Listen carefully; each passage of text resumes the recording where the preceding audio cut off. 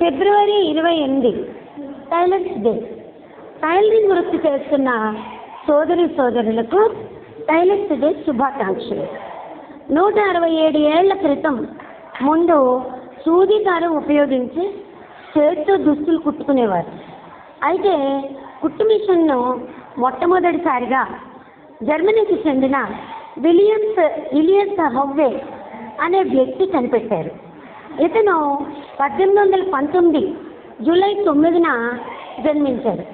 1845లో తన భార్య దుస్తులు కుట్టుకునేందుకు పడుతున్న అవస్థలు గమనించి 11 నెలల పాటు కష్టపడి 1846 ఫిబ్రవరి 28న కుట్టు మిషన్ను కనిపెట్టారు.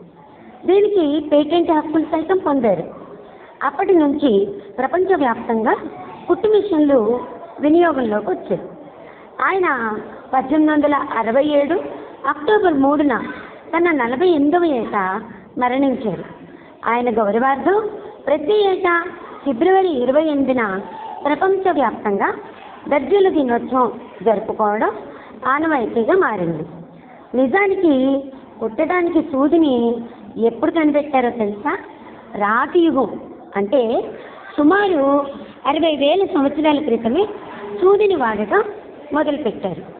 టైలర్ అనగానే చెవిలో పెన్సిలు, చేతిలో కత్తెర, మనిషి దేహపు కొలతలను తీసుకోవడానికి టేపు, సైజుల వారీగా కొన్ని కుట్టిన బట్టలు పక్కన కుప్పలు కుప్పలుగా ఉన్న దృశ్యాన్ని మన మనోయమనికపై ప్రత్యక్షమవుతుంది.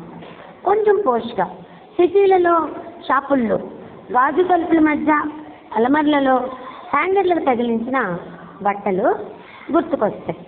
అలనాటి స్వర్గసీమ మూవీలలో స్త్రీలు ఇంట్లో కుట్టు మిషన్పై టక్టకా గౌన్లు వగైరా కుట్టేస్తూ తమ పిల్లల్ని పెంచి పెద్ద చేసిన ఉదంతాల ఇతివృత్తాలు ప్రేక్షకుల్ని ఆకట్టుకుని రజతోత్సవ, స్వర్ణోత్సవాలు జరుపుకున్నాయి. టైలర్ అనే మాటకు ఇంకో పదం దర్జీ. ఆ పర్షియన్ మాట దర్జాన్ నుండి దర్జీగా వచ్చింది.